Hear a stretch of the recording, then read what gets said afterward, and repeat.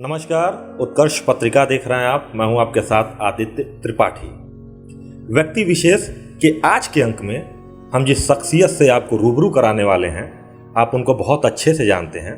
जी हाँ, हमारे साथ बातचीत करने के लिए हैं गोरखपुर विश्वविद्यालय की पूर्व उपाध्यक्ष और महिला नेत्री, साथ में जो कवित्री भी हैं, डॉक्टर चेतना पांडे जी का। चेतना पांडे जी, हमारे चैनल में बहुत बहुत स्वागत है आपका। बहुत बहुत धन्यवाद आदित्य जी, आपको भी और उत्कर्ष पत्रिका को भी यहाँ आमंत्रित करने के लिए। चेतना जी, आपकी जो शुरुआती पढ़ाई थी, प्राथमिक स्तर की पढ़ाई, और फिर जब आपने उच्च शिक्षा में पढ़ाई की है, वो आपने कहाँ से किया, इसके बारे में थोड़ा सा बताएं। मेरा जन्म जगतबिल्ला रेलवे स्टेशन है। यहाँ से गोरखपुर से जैसे ही आप आगे बढ़ते हैं, उसके पास मझीगांवा गांव है। मझीगांवा गांव में मेरा जन्म हुआ था और मेरे पापा रेलवे कर्मचारी थे। रेलवे में कॉमर्शियल सुपरिंटेंडेंट पद से सेवानिवृत्त हो चुके हैं। तो उस दौरान उनका ट्रांसफ़र सहजनवा में हो गया था। सहजनवा रेलवे स्टेशन पे ड्यूटी थी और वहाँ रेलवे कॉलोनी में हम लोग रहते थे। तो शुरुआती पढ़ाई जो मेरी प्राथमिक शिक्षा है वो सहजनवा से हुई है, और उसके बाद 9वीं कक्षा से फिर यहाँ एडी गवर्नमेंट गर्ल्स कॉलेज से, फिर उसके बाद विश्वविद्यालय, और बाकी सब कुछ फिर विश्वविद्यालय से ही रहा है। PhD और BJ किया, और उसके पहले PAM सारी चीज़ें। अच्छा, आप नाम में आपके डॉक्टर भी लगता है, तो PhD आपने कहाँ से की थी और किस सब्जेक्ट से? PhD मैंने गोरखपुर विश्वविद्यालय से ही किया है।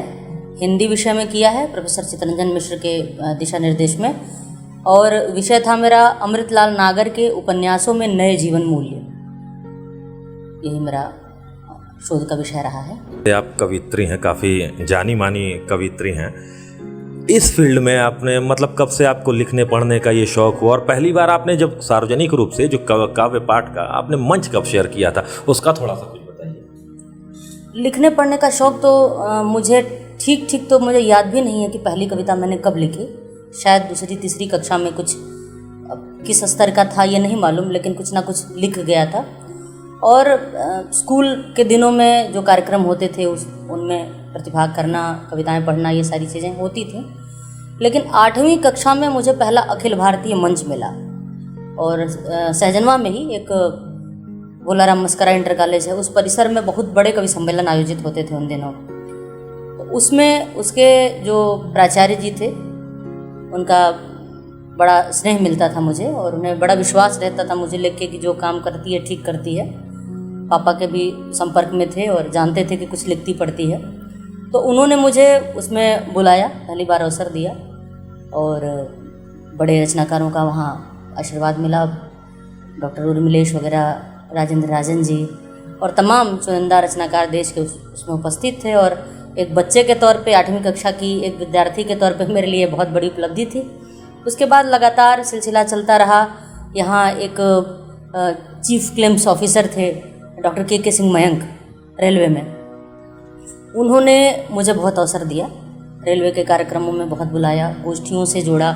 तमाम साहित्यिक संस्थाएं जो गोरखपुर के अंदर काम करती हैं, उस दौरान कविलोक नाम से, चंचरीक नाम से, और फिर बाद में संगम नाम से, इन सब संस्थाओं से जुड़ाव हुआ और काफ़ी कुछ सीखने को मिला। तमाम बड़े रचनाकार, बड़े गीतकार उसमें होते थे, उनका दिशा निर्देश मिलता रहता था। तो इस प्रकार से यात्रा चलती रही, और माँ सरस्वती की कृपा है, सभी लोगों का आशीर्वाद है, दुआएं हैं आप सबकी कि भारत के कई सारे हिंदी भाषी राज्यों में तो कम से कम कह सकती हूँ कि लगभग ज़्यादातर में काव्य पाठ किया है, और तमाम बड़े रचनाकारों के सानिध्य में काव्य पाठ किया है, और उनका आशीर्वाद भी मिला है। बस यही है। कोई ऐसा जो काव्य पाठ करने गई हो, जैसे एक होता है मेमोरेबल, जो दिमाग में हमेशा कुछ ऐसा हो, तो बताइए। पहला मंच ही बहुत उल्लेखनीय था, और एक मेरी बाढ़ को लेकर रचना आई थी बहुत कम उम्र में। तो वो बाढ़ की रचना पढ़ने के बाद लोग बहुत भावुक हो जाते थे, क्योंकि उस समय ऐसी परिस्थितियां घटित हुई थी, लोगों ने देखा था वो सब कुछ कि कैसे बाढ़ आने से क्या क्या परिवर्तन हो जाते हैं जीवन में। वो रचना बहुत महत्वपूर्ण थी। उसके बाद जितने भी मंच किए, लोगों ने बहुत सराहा, और जिस तरह की प्रतिक्रियाएं कि आंखों में आंसू आ जाना लोगों के, और आकर के बिल्कुल लिपट जाना तमाम। उसकी 2 लाइनें हो तो जरा भी आपको जी। कुछ सर्ग कामायनी जैसे फिर से धरती पर उतर गए, फिर से जल प्लावन दृश्य पुराने इसी धरा पर उभर गए संबंध श्वास के और तन के, फिर से मन को तड़पाएंगे, फिर से पुरवाई आएगी पर वो दिन लौट न पाएंगे, फिर से पुरवाई आएगी पर वो दिन लौट न पाएंगे। जैसे आप लिखना, जब कविता निश्चित रूप से आपने लिखना, तो आप किसी से इंस्पायर थी? घर में कोई था जिसको देख करके, या कहाँ से आपके दिमाग में आया ये कविता लिखने का, या खुद से ही? घर में कविता लिखने वाला तो कोई नहीं था, लेकिन कविता पसंद करने वाले मेरे माता पिता, मेरी बहन, बड़ी बहन, सब लोग कविताओं को पसंद करते थे और पढ़ने पढ़ाने का माहौल था। मैंने बहुत कम उम्र में शरद चंद्र को खूब पढ़ा है, मैंने रविन्द्रनाथ टैगोर को पढ़ने की कोशिश की है, मैंने नीरज जी को खूब पढ़ा। उसके अलावा तमाम सारी किताबें ऐसी रहीं जिनसे प्रेरणा मिली। तो कवि होने का मतलब सिर्फ मुझे लगता है इतना ही नहीं कि कोई कविता लिखता है। अगर आप उस भाव के साथ जीते हैं, अगर आप उन चीज़ों को महसूस करते हैं, तब भी किसी न किसी रूप में आप कवि ही हैं। उस दृष्टि से कहें तो पारिवारिक पृष्ठभूमि ऐसी है, साहित्य के विद्यार्थी मेरे बड़े भाई भी हैं, मेरी बड़ी बहन भी हैं, पापा को भी कविताओं, मेरी माँ को भी अभिरुचि थी। तो कला का माहौल तो था, संगीत का, मेरी माँ बड़ी अच्छी गायिका थी, कला का माहौल था। और उस दृष्टि से अगर बात करें तो साहित्य का माहौल था। लेकिन सीधे सीधे अगर लिखने की बात करें या मंच पर प्रदर्शन की बात करें या किताबें छपने की बात करें तो उसमें तो मैं पहले घर में हूँ। अब थोड़ा सा साहित्यिक से राजनीति की ओर चलते हैं, चूँकि आप एक नेत्री भी हैं, गोरखपुर विश्वविद्यालय में उपाध्यक्ष भी आप रही हैं, तो थोड़ा सा ये बताइए, राजनीति में कब से आने का सोचा आपने? राजनीति में आदित्य सच कहूँ तो मैंने कभी सोचा ही नहीं था। और हम लोग पढ़ने लिखने वाले थे, कविताएं लिखने वाले और ठीक से पढ़ने वाले, टॉपर्स में से थे, अच्छे ढंग से करते थे। तो ये था कि प्रशासन में जाना है और उसके माध्यम से समाज को ठीक करना है, कविताओं के माध्यम से समाज को ठीक करना है। राजनीति को लेकर ये सोच थी कि जो सबसे खराब लोग होते हैं, जो किसी काम लायक नहीं होते हैं या नकारात्मक सोच वाले लोग होते हैं, वो राजनीति में जाते हैं। ये और बात है कि तब बचपना था और उस तरीके से समझने की क्षमता नहीं थी। जितना समझ में आता था यही लगता था कि बुरे लोग, जो वर्तमान में हम लोग देख रहे थे, तो निष्कर्ष यही निकल रहा था कि अच्छे लोग तो राजनीति में नहीं होते हैं। लेकिन थोड़ा बड़े होने के बाद विश्वविद्यालय में छात्र संघ चुनाव शुरू हुए, फिर देखा, फिर बहुत सारी चीज़ें, अच्छी बुरी सब चीज़ें दिखाई देती थी। अचानक विचार आया मन में कि हम लोग आरोप प्रत्यारोप करते हैं कि राजनीति बहुत बुरी है और सिर्फ आरोप लगा करके किनारे हो जाते हैं। हम कहते रहें कि हाँ ये चीज़, ये जगह गंदी है और सभी लोग बारी बारी से आए कहें ये जगह बड़ी गंदी है, बड़ी गंदी है। लेकिन उस जगह को साफ करने के लिए किसी को झाड़ू तो उठाना पड़ेगा, बीड़ा उठाना पड़ेगा कि अगर कहीं गंदगी है, कहीं कुछ बुराई है, तो उस बुराई के निराकरण के लिए, उसको अच्छाई में बदलने के लिए कुछ प्रयास किए जाएं। और यही बात कहीं ना कहीं से प्रेरणा बनकर अंदर आई और लगा कि आ जाना चाहिए जो हम लोग कविताओं में व्यक्त करते हैं। विश्वविद्यालय में जाने के बाद आपको लगा कि हमें? बिल्कुल, विश्वविद्यालय में आने के बाद और एक आध चुनाव देखने के बाद लगा कि शायद कुछ बदलाव लाया जा सकता है। अच्छा, जो आप उपाध्यक्ष बनी थी गोरखपुर विश्वविद्यालय की, उसके बारे में थोड़ा सा बताइए, वो कैसे हुआ? कब सोचा कि मुझे भी राजनीति में उतरना चाहिए, या दोस्त वगैरह आपके जो हों, कैसे हुआ? मैंने बताया और आपको कि पहला चुनाव हुआ, उसके बाद से लगा कि राजनीति के माध्यम से भी समाज में बदलाव किया जा सकता है। एक जैसे आप मेरा व्यक्तित्व देखते हैं, थोड़ा बहुत कमनीयता और ये चीज़ें बहुत जीवन में कभी रही नहीं उतनी। तो एक मज़ेदार बात है कि जिस दिन मैंने परिसर में प्रवेश किया विश्वविद्यालय में बीए प्रथम वर्ष में, तो भाई पूर्वांचल के रहने वाले हम लोग, तो एक लड़के ने ऐसे टॉन्ट में कह दिया, का हो नेताजी, और हंसी भी थोड़ी आई, हंसी से ज़्यादा गुस्सा आया कि कैसे कमेंट कर सकता है ऐसे। फिर मैंने उसके नज़दीक जाके कहा कि देखो मुझे राजनीति में दिलचस्पी तो नहीं है, लेकिन अगर दिलचस्पी लेने लगूंगी तो तुम्हारे जैसे लोग दिक्कत में आ जाएंगे। ये मैंने बोला, फिर बात ख़त्म हुई। वो बस बोल दिया था, मन में कुछ था नहीं कि ऐसा कुछ करना है।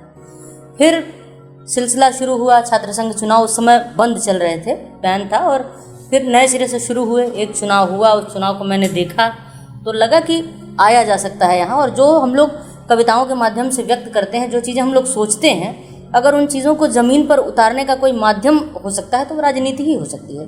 क्योंकि विचार कितने भी बड़े हों, अगर उन विचारों को मतलब अमली जामा पहनाने के लिए आपके पास वो व्यवस्था मौजूद नहीं है, वो संसाधन मौजूद नहीं है, वो पद नहीं मौजूद है, तो आप करेंगे कैसे?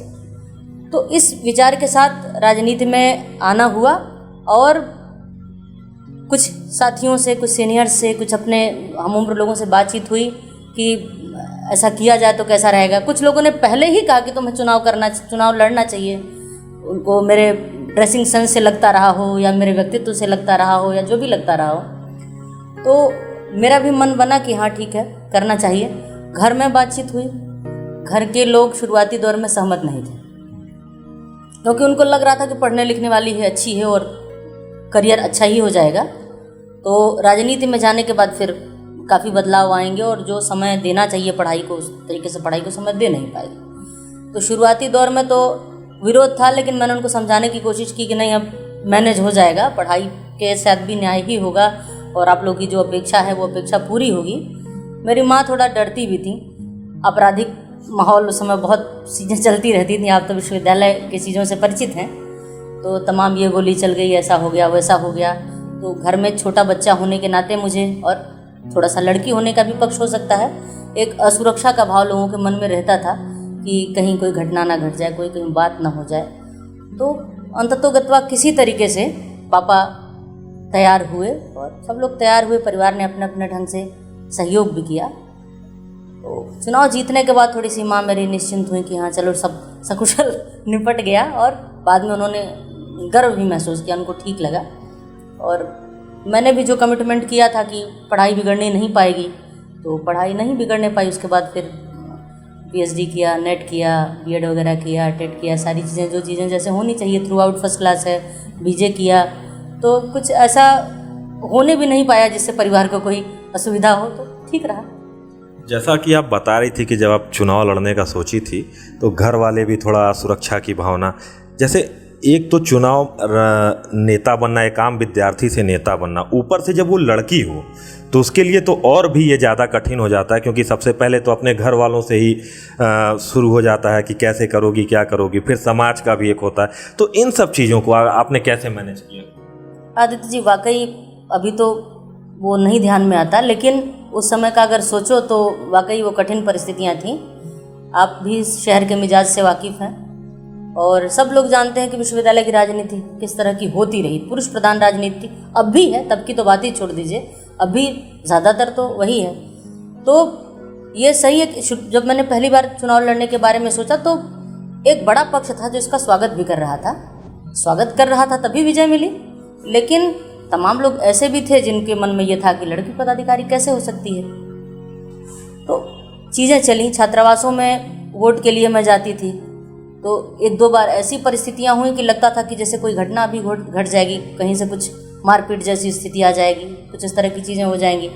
मुझे सिक्योरिटी मांगनी पड़ी प्रशासन से, प्रशासन ने मुझे सिक्योरिटी दी, गनर मुझे कवर करके चलते थे। लेकिन उन सब परिस्थितियों से कई बार ऐसा हुआ, चुनाव लड़ते समय गाड़ी के ऊपर हमला करने की कोशिश की गई। कई बार ऐसा हुआ कि जो लड़के मेरा पोस्टर लगा रहे थे रात में, उनके ऊपर हमला करने की कोशिश की गई, उनको चोट लगी। ये सब कुछ फेस करने का मुझे भी डायरेक्ट इनडायरेक्ट हतोत्साहित करने की कोशिश की गई कि पीछे हट जाओ। लेकिन ईश्वर का आशीर्वाद है और बहुत सारे लोगों की मंगल कामनाएं हैं, और नकारात्मक लोगों से ज़्यादा शक्तिशाली सकारात्मक लोग हमेशा होते हैं। तो बहुत सारे ऐसे लोग थे जिन्होंने मुझे बार बार प्रोत्साहित किया, मुझे हिम्मत बंधाई, मेरे साथ खड़े रहे, प्रत्यक्ष रूप से परोक्ष रूप से। जो भी बहुत सारे ऐसे लोग थे जो मेरे समर्थक थे, लेकिन खुल के भय के मारे या शर्म के मारे या कुछ नया प्रयोग हो रहा है तो कैसे आए, इस आशंका में साथ में घूम नहीं पाते थे, साथ में दिख नहीं पाते थे। लेकिन उन्होंने बड़े पैमाने पर मुझे सपोर्ट किया, और इसी का प्रतिफल है कि गोरखपुर विश्वविद्यालय का रिकॉर्ड है ये कि सबसे ज़्यादा वोट मुझे मिले हैं किसी भी पद के लिए, और सबसे ज़्यादा मार्जिन से भी जीत हुई है, सबसे ज़्यादा मतांतर। तो ये अब तक का रिकॉर्ड रहा। तो इसका मतलब ये था कि उस समय ने इस परिवर्तन को हृदय से स्वीकार किया था।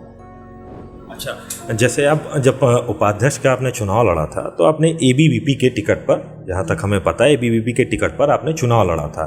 आप उसके बाद लगातार कई सालों तक आप बीजेपी से भी जुड़ी रही, फिर अभी आपने कांग्रेस ज्वाइन कर लिया, तो क्या कारण था कि आपको पार्टी बदलनी अब इन परिस्थितियों में मैं जो बोलूं उसको पता नहीं किस ढंग से लोग स्वीकार करेंगे, नहीं स्वीकार करेंगे। आदित्य जी, सत्य ये है कि आप भी जानते हैं और मीडिया से जुड़े लोग और अन्य गोरखपुर से जुड़े हुए लोग ये अच्छी तरह जानते हैं, अखिल भारतीय विद्यार्थी परिषद से चुनाव लड़ने के पहले भी मैंने एक बार चुनाव लड़ा था और मैं चुनाव जीत भी गई थी। लेकिन विवादित ढंग से उस चुनाव को मेरे पक्ष में नहीं रहने दिया गया और कोर्ट में वो विषय गया था, लंबे समय तक केस चला था, सारी चीज़ें। लेकिन उतनी लंबी प्रक्रिया होती है कि आप इंतज़ार नहीं कर सकते 5 साल तक कि क्या परिणाम आएगा, कोर्ट का नतीजा क्या आएगा। तब तक पढ़ाई ही ख़त्म हो जाएगी जब तक आप कोर्ट का नतीजा पाएंगे। तो उस केस के चलने के साथ साथ अगले साल फिर चुनाव आए और विद्यार्थी परिषद ने मुझे टिकट दिया। जिस विद्यार्थी परिषद के प्रत्याशी के नाते मुझे हरवाया गया, उस विद्यार्थी परिषद ने मुझे लड़ाया। मेरे मन में द्वंद्व भी था, लेकिन थोड़ा सा ये था कि बड़ी मुश्किल से परिवार तैयार हुआ है, पता नहीं फिर क्या परिस्थितियां बने अगर मैं ना चुनाव लड़ूं और कहीं कुछ और बदलाव करूं तो क्या हालात बने। उम्र भी तो उस समय बहुत कम थी। विद्यार्थी जीवन में कोई व्यक्ति कितना बड़ा होता है, तो 19 साल 20 साल की उम्र में आप बहुत ज़्यादा फैसले लेने की स्थिति में नहीं होते हैं। तो विद्यार्थी परिषद ने मुझे ऑफ़र किया, मैं विद्यार्थी परिषद से लड़ी और उसके बाद विद्यार्थी परिषद में आने के बाद मैंने लगातार संगठन के लिए जो मुझे जिम्मेदारियां सौंपी गईं, संगठन ने जो प्रत्याशी लड़ाए या उस विचारधारा के से संबंधित जो चुनाव हुए, मैं उनके साथ पूरे निष्ठा के साथ रही। मैंने अपना काम किया। इवन कुछ सत्ताधारी दलों के ओर से ऑफ़र भी आए थे, शीर्ष के नेताओं से बातचीत भी हो रही थी। मैं आपको खुले तौर पे बता दूं कि सपा की सरकार थी उस समय और आदरणीय अखिलेश यादव जी, उस समय माननीय मुलायम सिंह यादव जी मुख्यमंत्री थे और वो पार्टी के प्रमुख ही थे और उन्होंने मुझे बुलवाया। यहाँ से मैं गई और उन्होंने मुझे ऑफ़र किया कि आप पार्टी में आइए। और आपको बुलाया था मिलने के लिए? मैं गई थी और उन्होंने ऑफ़र किया कि आप कोई भी पद अपने अनुरूप आपको सम्मानजनक पद दिया जाएगा और जैसे ही आपकी उम्र होगी आपको टिकट दिया जाएगा, चुनाव लड़ाया जाएगा, आपको सम्मान मिलेगा। लेकिन मेरे दिमाग में ये बात थी कि चूँकि मैं विद्यार्थी परिषद से गई हूँ, मेरी विचारधारा ऐसी रही है, तो मैं अगर केवल इसलिए जाऊँ कि सत्ताधारी दल का कोई व्यक्ति मुझे आमंत्रित कर रहा है तो ये दुनिया फिर मेरे बारे में गलत आंकलन करेगी कि दुनिया भर के सिद्धांत की बातें करती है, कविताओं में आदर्श की बात करती है, लेकिन इसके जीवन में अपना कोई आदर्श नहीं है। इसलिए मैंने उस चीज़ को टाल दिया कि अभी संभव नहीं है, फिर देखेंगे, या मैं दूसरी विचारधारा से जुड़ी हूँ या नहीं हो पाए।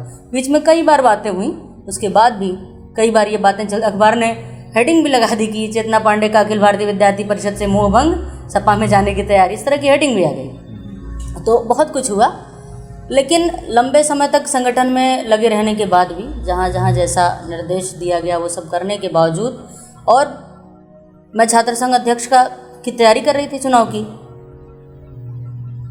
दूसरे प्रत्याशी के लिए मुझे कहा गया कि अभी आपके पास उम्र है और लिंग 2 हो बा चुका है, उम्र की सीमाएं हैं। एक सीनियर पदाधिकारी थे, मतलब प्रत्याशी थे, उनको चुनाव लड़ाना था। तो संगठन के बड़े लोगों ने मुझसे कहा कि इस बार आप उनको समर्थन दीजिए, उनको लड़ाइए, आगे फिर आपके बारे में विचार किया जाएगा। जबकि मैं वो चुनाव अगर लड़ती तो लगभग जीत ही जाती, परिस्थितियाँ बहुत अच्छी थीं। लेकिन मुझे लगा कि भाई संगठन का निर्देश है, मुझे उस निर्देश का पालन करना चाहिए, और उस आधार पर मैंने उनका समर्थन भी किया। मुझसे संगठन ने जो चीज़ें करने के लिए कहीं, जो मुझे ठीक लगा, मैंने पूरे मनोयोग से, पूरे हृदय से, पूरी ईमानदारी से उसका निर्वाह किया। लेकिन प्रतिफल में मुझे कुछ भी ऐसा नहीं मिला। उसके बावजूद चीज़ें चलती रही, लगा कि ठीक है, विचारधारा ठीक है। लेकिन 14 के बाद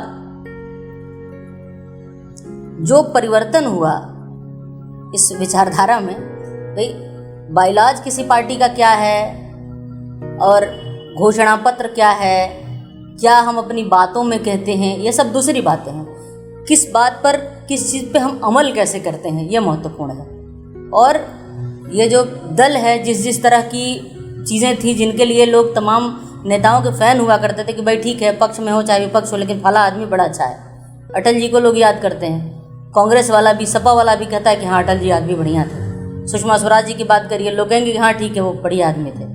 तो एक व्यक्तित्व की जो बात होती है, जिसके लिए कभी ये पार्टी जानी जाती थी, उस मामले में ये पार्टी बहुत हल्की हुई है। और भाषा शैली, किसी महिला के लिए कोई भी अभद्र टिप्पणी कर देना, सोनिया गांधी जी को लेकर अजीब तरह की टिप्पणी कर देना, किसी भी नेता के प्रति कोई भी टिप्पणी कर देना।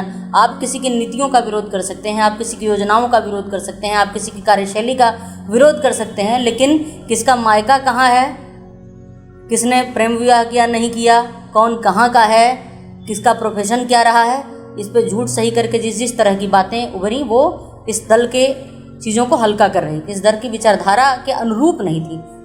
इसलिए मुझे लगा कि मुझे अब अलग हो जाना चाहिए और मुझे कांग्रेस की तरफ से बड़े सम्मान कांग्रेस ही ज्वाइन करने का कोई खास वजह? कांग्रेस, देखिए कांग्रेस पार्टी से मुझे कभी कोई शिकायत नहीं रही और किसी को भी नहीं रहनी चाहिए। इसलिए नहीं रहनी चाहिए कि पहली बात तो इस पर किसी जाति धर्म का ठप्पा नहीं लगा। आप कह नहीं सकते कि ये इस जाति की पार्टी है, कि इस धर्म की पार्टी है, कि इस जाति के ज़्यादा करीब है, कि इस जाति के खिलाफ है, नहीं कह सकते आप। दूसरी चीज़ है, सीधी राजनीति करते हैं बिना लाग लपेट वाली, जनहित की बात। और कांग्रेस ऐसी पार्टी है जिसने आज़ादी के पहले भी देश के लिए काम किया है, आज़ादी के बाद भी देश के लिए काम किया है, और उतना लंबा जो गड्ढा बना हुआ था उतने वर्षों का, इस देश ने लंबी गुलामी सही है। और सोने की चिड़िया जब थी तब थी, लेकिन इतना ज़्यादा लुटने पिटने के बाद, इतनी सारी कठिन परिस्थितियां आने के बाद कांग्रेस को जब देश मिला होगा तो आप कल्पना करिए कि क्या स्थितियां रही होंगी। अब तो हम लोग ये पूरा जो व्यवस्था है बनी हुई देख रहे हैं तो हम समझ नहीं पाते हैं कि क्या क्या परिस्थितियां रही होंगी, लेकिन लोग कहते हैं कि माचिस की तीली तक यहाँ नहीं बनती थी। एक उदाहरण है, बहुत कुछ नहीं था और वहाँ से यहाँ तक ये पार्टी लेके आई, तो पार्टी में तो कहीं कोई पहले भी कोई बुराई नहीं थी। और वहाँ से सम्मानजनक ढंग से प्रदेश अध्यक्ष जी ने से बात हुई, उन्होंने कहा कि आना चाहिए आपको। आदरणीय प्रियंका गांधी जी से भी बात हुई, उन्होंने भी सम्मान दिया, भाव से मिली, तो अच्छा है। और मुझे लगता है कि ये पार्टी जिस तरीके से काम करती है, जो इसकी कार्यशैली है, जितनी मर्यादित ढंग से ये पार्टी काम करती है, वो उससे अन्य राजनीतिक दलों को सीखना चाहिए, विशेष रूप से सत्ताधारी दल को सीखना चाहिए कि आप किसी बात का विरोध कर सकते हैं, आप किसी विचार का विरोध करते हैं, लेकिन मर्यादित शैली में होना चाहिए। दीदी हो दीदी, शहजादे, इटली वाली अम्मा, ये सब क्या है? कोई महिला 50 वर्ष से इस देश की बहू है और अभी भी घूम फिर के उसके मायके की तरफ आप जाते हैं। आप ही वसुधैव कुटुंबकम की बात करते हैं, आप ही वसुधैव को कुटुंब नहीं मान पाते हैं, तो समस्या तो आप में है। तो इन चीज़ों पर सुधार करना चाहिए। केवल मैं ही नहीं, जो ही ठीक से सोचता है, दिमाग के अलावा दिल का भी इस्तेमाल करता है, वो ही छोड़ के चला जाएगा। बाकी फ़ायदे नुकसान के समीकरण पे जीने वाले अपना जाने।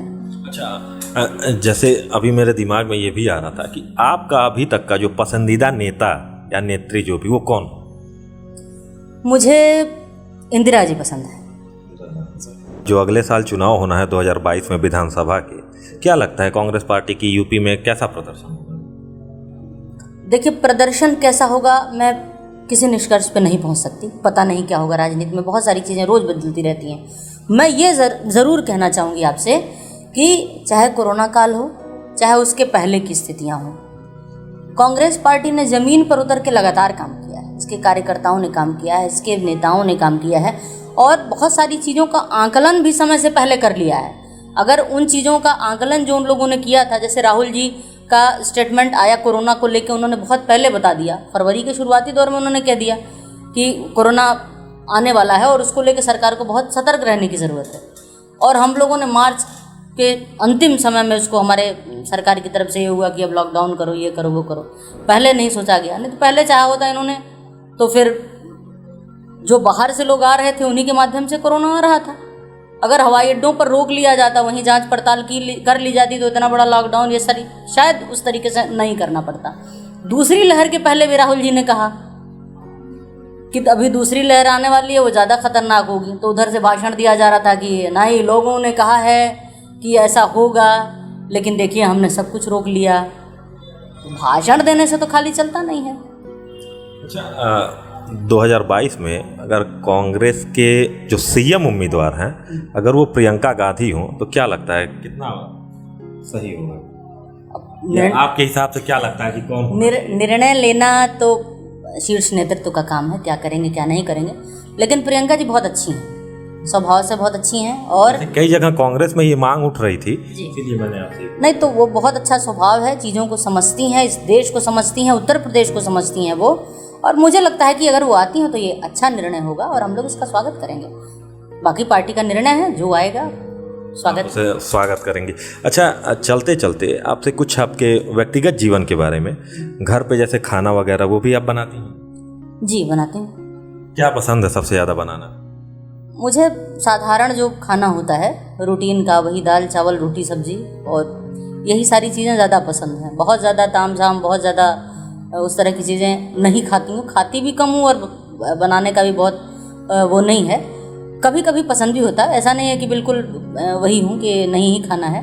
तो जो सामान्य चीज़, अब बहुत विशेषज्ञता नहीं है कि कोई मुझसे कह दे कि सारी डिशेज़ बनने की क्षमता है, ऐसा नहीं है। लेकिन सामान्य जो दिनचर्या की जो चीज़ें होती हैं वो बनाती हूँ, ठीक ठाक बन जाता है। एक और सवाल, आपने अभी तक शादी नहीं की, इसका कारण क्या है? कारण कोई विशेष नहीं है आदित्य जी, और बड़ा काम किया है मैंने, मतलब शुरू से लेकर के। और आपसे मैंने बताया कि बहुत कम उम्र से लिखना पढ़ना शुरू हो गया। तबला भी मैंने बजाया, तबला वो पक्ष छूट गया था, तब मैंने, मतलब मेरे पास international youth and cultural festival होता है, उसका गोल्ड मेडल है मेरे पास। संगीत नाटक अकादमी की प्रतियोगिता है, उसमें मैं विजेता रही। तो बचपन से लेके अब तक इतनी व्यस्तता रही है कि कभी इस तरफ ध्यान ही नहीं आया। तो रिश्ते तो कई आए होंगे। हाँ, बहुत सारी चीज़ें हैं, लेकिन कभी इस तरफ मेरा ध्यान नहीं रहा। फिलहाल ये घर वालों ने प्रेशर नहीं बनाया कि शादी? घर वालों ने पूछा लेकिन प्रेशर नहीं बनाया, निर्णय मेरा होना चाहिए, उनका ये मानना है। अच्छा, जाते जाते आपसे अंतिम सवाल, जो लड़कियां राजनीति में आना चाहती हैं उनके लिए क्या संदेश देना चाहिए? मुझे लगता है कि जो लड़कियां राजनीति में आना चाहती हैं उनको बिल्कुल आना चाहिए, लेकिन खूब तैयारी के साथ आना चाहिए। वो ढंग से पढ़ी लिखी हों, वो समाज को ठीक से समझती हों, वो अपने आप को मजबूत बनाने के बाद राजनीति में आए। जुआ खेलने जैसी स्थिति होती है राजनीति में, कभी कभी ऐसा होता है कि सब कुछ दांव पे लग जाता है और आप आए, आपको लगा कि हाँ ये चुनाव जीत जाएंगे तो ऐसे हो जाएगा। आपके पैर के नीचे ज़मीन होनी चाहिए। लड़की क्या, ये लड़कों पे भी लागू होता है, लेकिन लड़कियों की ज़िंदगी हमारे समाज में थोड़ी सी भिन्न तो होती ही है। इसलिए बहुत बहुत स्वागत की बात है, लड़कियां राजनीति में आएंगी तो राजनीति संवेदनशील होगी, राजनीति में मनुष्यता आएगी। जिस भावना से बाकी लोगों को उतना फ़र्क नहीं पड़ता, शायद ज़्यादा ढंग से सोचने लगी लड़कियां आए तो। लेकिन फिर वही कहूँगी कि जब आएँ तो पूरी तैयारी के साथ आएँ। पूरी तैयारी के साथ आएँ। अंतिम क्वेश्चन, आपकी भविष्य की क्या योजना है?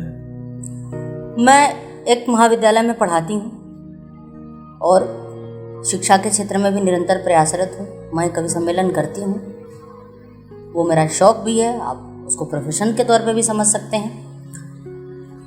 राजनीति में शामिल हूँ, मुझे अगर अवसर मिलता है चुनाव लड़ने का या जिस भी रूप से संगठन मुझे जहाँ लगाना चाहे मैं वो काम करती रहूँगी। समाज के लिए, देश के लिए, मानवता के लिए बेहतर हो, ये मेरे जीवन का उद्देश्य है। और इसी के लिए साहित्य के माध्यम से, राजनीति के माध्यम से, व्यक्तिगत जीवन के माध्यम से जो बन पड़ेगा मुझसे, मैं आजीवन करती रहूँगी।